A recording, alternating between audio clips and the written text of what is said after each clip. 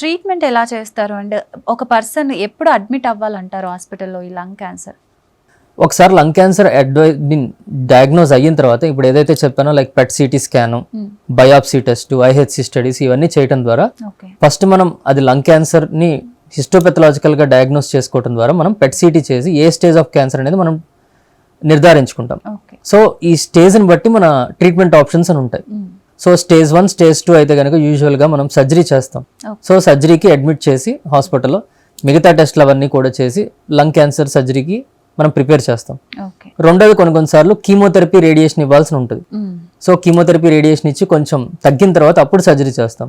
So ఈ chemotherapy ఇవ్వడానికి కూడా పేషెంట్ అడ్మిట్ అవ్వాల్సిన అవసరం ఉంటుంది. సో కీమోథెరపీ అనేది లైక్ 1 or 2 days కీమోథెరపీ ఇచ్చి 3 weekly సైకిల్స్ ఉంటాయి. సో మళ్ళీ 3 వారాల తర్వాత మళ్ళీ సెకండ్ సైకిల్, థర్డ్ సైకిల్ అలా ఇస్తాం. అండ్ రేడియేషన్ ట్రీట్మెంట్ అనేది యూజువల్ గా లైక్ 30 to 45 days అలా ఉంటుంది. సో ఆ రేడియేషన్ ట్రీట్మెంట్ కూడా జస్ట్ రోజు వచ్చి తీసుకొని వెళ్ళే ఓపీ బేసిస్ లో తీసుకునే అవకాశం ఉంటుంది.